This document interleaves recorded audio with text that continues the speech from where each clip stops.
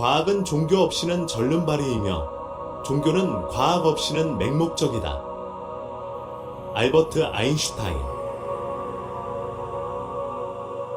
신은 존재할까요? 그리고 이를 증명할 수 있다면 그것은 가능할까요? 믿음을 통해서가 아니라 수학으로 말이죠. 어떤 이들은 수학이 신의 존재를 증명할 수 있다고 믿는 반면 다른 이들은 과학이 결국 모든 것을 설명할 수 있으며 신의 존재에 대한 필요성을 없앤다고 주장합니다. 그러나 과연 과학이 모든 질문에 답할 수 있을까요? 아니면 과학의 범위를 넘어서는 신비가 존재할까요? 우리는 종종 과학이 물리적 세계를 이해하는 데 있어 궁극적인 도구라고 듣습니다.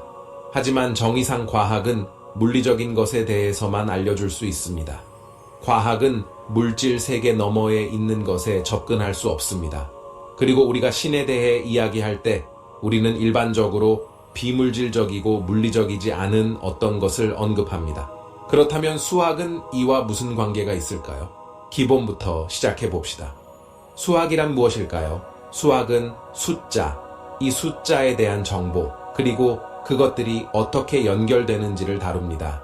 하지만 우리는 수학을 어디에서 찾을 수 있을까요? 우리는 그것을 볼 수도, 들을 수도, 만질 수도, 맛볼 수도 없습니다. 수학은 오직 우리의 마음속에 존재하며 우리는 사고와 추리를 통해 그것을 발견합니다. 비물질적임에도 불구하고 수학은 거의 모든 것을 설명합니다.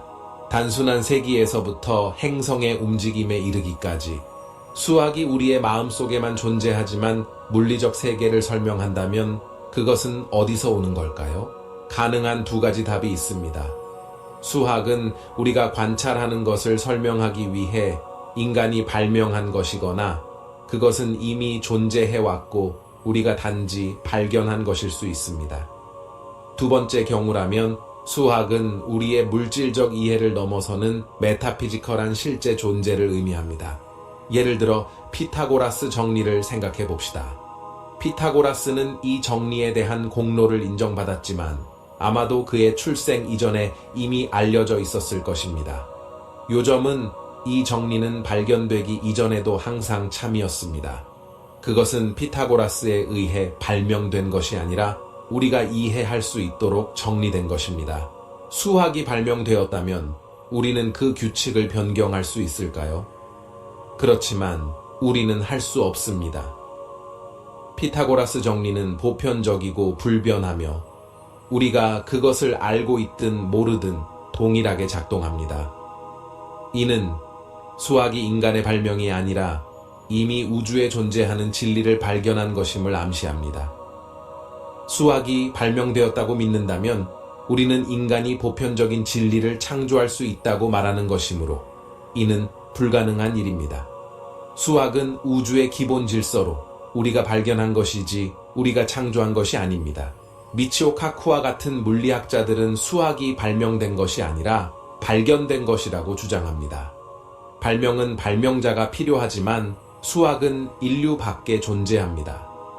유명한 양자 물리학자인 에르빈 슈레딩거는 수학적 진리는 시대를 초월한다고 말했습니다. 그것들은 우리가 발견했을 때 존재하기 시작하는 것이 아니라 항상 존재해왔으며 발견되기를 기다리고 있었습니다. 따라서 우리는 수학이 실제로 존재한다는 것을 알고 있습니다. 그것은 우리가 발명한 것이 아닙니다. 또한 우리는 그것이 물리적 세계에서 찾을 수 있는 것이 아니라는 것도 알고 있습니다. 그것은 비물질적입니다. 그렇다면 수학은 무엇일까요? 숫자 9를 생각해 보세요. 당신은 5개의 물체를 찾을 수 있습니다. 예를 들어 5개의 돌, 5개의 사과 또는 5그루의 나무가 있을 수 있습니다. 하지만 아보라는 숫자 자체는 당신이 볼 수 있거나 만질 수 있는 것이 아닙니다. 그것은 물리적인 형태가 없습니다. 그럼에도 불구하고 5는 존재하며 그 개념은 우리가 무엇을 세고 있든지 우리가 우주 어디에 있든지 관계없이 동일합니다. 이러한 수학적 원리는 보편적이며 우리가 있는 장소에 따라 변하지 않습니다. 이는 그들이 물리적 세계를 넘어 존재한다는 것을 보여줍니다. 비록 우리가 물리적 물체처럼 만지거나 볼 수는 없지만 말입니다. 이것을 더 잘 설명하기 위해 비디오 게임을 생각해 보세요. 게임은 당신이 플레이할 때 볼 수 없는 프로그래밍 코드에 따라 실행됩니다. 하지만 그 코드는 항상 거기에 존재하여 게임의 구조를 제공합니다. 수학은 이와 유사하게 작동합니다. 그것은 배경에서 작용하며 우주의 모든 구조를 지탱합니다. 피보나치 수열을 고려해 보세요. 이 수열은 식물의 잎이 배열되는 방식, 조개의 나선 또는 인간의 몸의 비율 등 자연의 모든 곳에서 나타납니다. 이 수열은 인간에 의해 발명된 것이 아닙니다. 우리는 그것을 이름 붙이기 훨씬 이전부터 항상 존재해 왔습니다. 게임의 코드처럼 그것은 존재의 형태와 구조를 제공합니다. 이것은 다음 질문을 제기합니다. 수학은 신의 언어일까요? 플라톤과 피타고라스와 같은 철학자들은 그렇다고 믿었습니다. 플라톤은 물리적 물질이 기하학적 형태에 의해 지배된다고 믿었고, 피타고라스는 우주에 있는 모든 것이 숫자에 기반하며 그것들이 현실을 지배한다고 주장했습니다. 아마 당신은 이러한 아이디어가 구식이라고 생각할지 모르지만 100년 넘게 과학자들을 도전하게 만든 양자역학을 고려해 보세요. 가장 기본적인 수준에서 입자들은 수학적 방정식에 따라 행동합니다. 양자역학의 창립자 중 한 명인 베르너 하이젠베르크는 현대 물리학이 플라톤과 피타고라스를 지지한다고 주장했습니다. 그는 물질의 가장 작은 단위는 전통적인 의미에서의 물리적 객체가 아니라 수학을 통해서만 명확하게 표현될 수 있는 형태와 아이디어라고 말했습니다. 또한 현대 물리학자인 맥스 테그마크는 우주 자체가 수학적 구조라고 제안했습니다. 이는 수학이 우주를 설명할 뿐만 아니라 실제로 우주 자체가 수학적이라는 것을 의미합니다. 우리는 거대한 수학적 구조의 의식적인 부분이 되는 것입니다. 이 모든 것이 신과 어떤 관련이 있을까요? 이제 이것을 더 잘 이해해 봅시다. 첫째로, 수학은 당신이 볼 수도 만질 수도 있는 것이 아닙니다. 그것은 물리적이지 않습니다. 당신은 사고를 통해서만 이해할 수 있습니다. 하지만 그것이 현실이 아니라는 것을 의미하지는 않습니다. 반대로 그것은 비물질적이고 비물리적이며 정신적입니다. 그것은 물리적 세계가 아닌 아이디어의 영역에 존재합니다. 둘째, 수학은 무한한 양의 정보를 포함합니다. 수학 안에는 무한한 조합과 관계가 있으며 각각은 고유한 특성을 가지고 있습니다. 이는 수학이 무한하다는 것을 의미합니다. 셋째, 수학은 우주를 지배합니다. 물리법칙, 행성의 움직임, 원자의 구조 등 모든 것은 수학적 원칙을 따릅니다. 이는 수학이 내재적인 질서와 우주 전체의 작동을 제어하는 힘을 가지고 있음을 보여줍니다. 이 세 가지 점을 결합하면 우리는 비물질적이고 무한하며 전능한 개념을 얻습니다. 바로 이것이 우리가 신과 연관시키는 특성입니다. 그렇기 때문에 일부 사람들은 수학이 신의 존재를 증명한다고 주장합니다. 하지만 잠시만 기다리세요. 과연 그것이 많은 종교에서 묘사되는 유신론적 신의 존재를 정말로 증명할 수 있을까요? 아니면 이것이 다른 의미일 수 있을까요? 이렇게 생각해 보세요. 만약 신이 무엇인가에 의해 제한되거나 구속된다면 그것이 신을 구속하는 것은 신보다 더 근본적이라는 것입니다. 그렇죠? 이를 염두에 두고 이 고전적인 역설을 고려해 보세요. 신은 자신이 들 수 없는 만큼 무거운 돌을 만들 수 있을까요? 이것은 어리석거나 터무니없는 질문처럼 보일 수 있지만 매우 중요합니다. 만약 신이 자신이 들 수 없는 만큼 무거운 돌을 만들 수 있다면 그러면 그는 들 수 없는 것이 존재하게 됩니다. 하지만 신이 그 돌을 들 수 있다면 그는 들 수 없는 것을 만들 수 없습니다. 어떤 식으로든 신이 할 수 없는 것이 존재하게 됩니다. 하지만 신이 모든 것을 할 수 있어야 하지 않을까요? 이 역설은 심지어 전능한 존재조차도 논리적으로 불가능한 것을 할 수 없음을 가르쳐 줍니다. 예를 들어 신은 정사각형인 원을 만들 수 있을까요? 원은 항상 둥글고 정사각형은 항상 4개의 변을 가집니다. 누가 얼마나 강력하든지 동시에 원이면서 정사각형인 것을 만드는 것은 불가능합니다. 이러한 제한은 심지어 전능한 존재도 이성의 법칙과 논리를 깨뜨릴 수 없음을 보여줍니다. 그리고 수학이란 무엇일까요? 논리 그 자체가 아닙니까? 따라서 만약 신이 수학적 법칙을 깨뜨릴 수 없다면 우리는 수학이 신 위에 있다고 말할 수 있습니다. 아니면 심지어 수학이 신이라고 말할 수 있습니다. 수학을 이러한 방식으로 생각할 때 우리는 인간의 특성을 가진 신에 대해 이야기하는 것이 아닙니다. 대신 우리는 전체 우주를 지배하는 논리적 구조와 질서의 본질에 대해 이야기하고 있습니다. 수학은 현실의 설계도이자 틀입니다. 모든 존재하는 것의 정신적 패턴을 형성합니다. 그렇다면 수학은 어디에서 오는 것일까요? 사실 수학은 창조되지 않았습니다. 그것은 항상 존재해왔습니다. 어떤 사람들은 신이 영원하고 창조자가 없다고 말하며 이는 믿음을 바탕으로 주장합니다. 수학과 함께 우리는 논리를 바탕으로 그 영원성을 주장할 수 있습니다. 이성은 현실을 설명하며 수학은 이성적으로 존재해야 합니다. 왜냐하면 수학은 그 자체의 내부 논리 이외의 어떤 것에도 의존하지 않기 때문입니다. 다시 말해 수학은 외부 창조자가 필요하지 않습니다.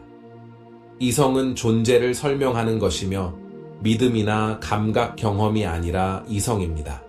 믿음은 증거 없이 믿는 것이고 경험주의는 관찰과 경험에 기초합니다. 그러나 이성은 진리를 드러내는 도구로 논리와 합리적 사고를 사용합니다. 따라서 수학은 논리적 필요로 존재해야 합니다. 이는 수학이 존재하지 않을 수 없음을 의미합니다. 수학의 존재를 부정하는 것을 상상해 보세요. 이는 모순을 초래할 것입니다. 만약 2 플러스 2가 4가 아니라면 현실의 모든 구조가 무너지게 됩니다. 우리가 세계에 대해 이해하는 모든 것은 기본적인 수학적 진리가 굳건히 유지되는 것에 달려 있습니다. 수학을 부정하는 것은 단순히 틀린 것이 아니라 논리적으로 불가능한 것입니다. 수학적 진리를 부정하려고 시도하면 사각형이 원일 수 있다고 말하는 것과 같은 모순에 직면하게 됩니다. 이는 단순히 작동하지 않습니다. 생각해 보세요. 만약 수학이 존재하지 않았다면 우리는 끊임없이 불가능한 상황에 직면하게 될 것입니다. 그러나 정의상 불가능한 것은 존재할 수 없습니다. 따라서 수학은 존재해야 합니다. 그것은 모든 논리와 이성의 기초이며 자족적입니다. 수학은 창조된 것이 아니라 그저 존재합니다. 그것은 어떤 힘이나 존재에 의해 존재하게 된 것이 아니라 영원하고 불변하며 필연적인 진리입니다. 수학이 없다면 우리가 아는 구조, 질서 또는 현실은 존재하지 않을 것입니다. 이것이 우리가 존재하는 이유입니다. 수학은 무한하며 모든 현실을 생성할 수 있는 힘을 가지고 있습니다. 수학 없이는 우주가 존재할 수 없으며 모든 것의 기초이기 때문입니다. 수학 없이는 질서도 법칙도 어떤 형태의 존재도 없을 것입니다. 한 걸음 더 나아가 보죠. 만약 수학이 궁극적인 현실이라면 우리의 우주는 근본적으로 정신적이라는 것을 의미합니다. 왜냐하면 수학이 물리적 세계가 아닌 마음의 영역에 존재하기 때문입니다. 그리고 이러한 수학적 정신 패턴이 모든 것의 기초라면 우리의 현실은 물질이 아니라 마음에 기반하고 있습니다. 우리는 모두 수학적 존재입니다. 우리의 몸, 우리의 마음, 우리의 존재 자체는 수학적 진리의 표현입니다. 당신의 몸의 각 세포는 수학적 규칙을 따릅니다. 당신의 DNA가 복제되는 방식부터 당신의 신경세포가 발화하는 방식까지. 이는 우리가 모두 이 수학적 현실의 일부라는 것을 의미합니다. 이러한 관점에서 우리는 존재의 기초입니다. 우리는 영원하고 신성하며 우리를 지탱하는 수학과 같습니다. 왜냐하면 그것이 바로 우리가 존재하는 방식입니다. 우리의 의식, 우리의 생각, 우리의 경험은 수학적 정신 패턴의 표현입니다. 우리는 인간의 형태로 표현된 비물질적인 수학입니다. 이러한 관점은 모든 것을 바꿉니다. 이것은 우리가 신성과 분리되어 있지 않으며 우리가 바로 신이라는 것을 의미합니다. 그렇다면 수학은 성경에 묘사된 유신론적 신의 존재를 증명할까요? 절대 아닙니다. 수학이 드러내는 것은 훨씬 더 깊은 것입니다. 그것은 본질적으로 모든 것을 지탱하는 진정한 신입니다. 수학은 영원하고 비물질적이며 창조되지 않았고 무한합니다. 결국 우리가 그것을 신, 신성 또는 현실의 근본적인 본질로 부르든 우리는 모두 이 비물질적이고 무한한 진리에 연결되어 있습니다. 왜냐하면 그것이 우리가 바로 존재하는 방식이기 때문입니다. 우리는 신과 분리되어 있지 않습니다. 우리는 신이며 모든 진화, 모든 존재, 모든 생명은 단순히 우리가 신으로서 무한한 변화를 탐구하는 것입니다.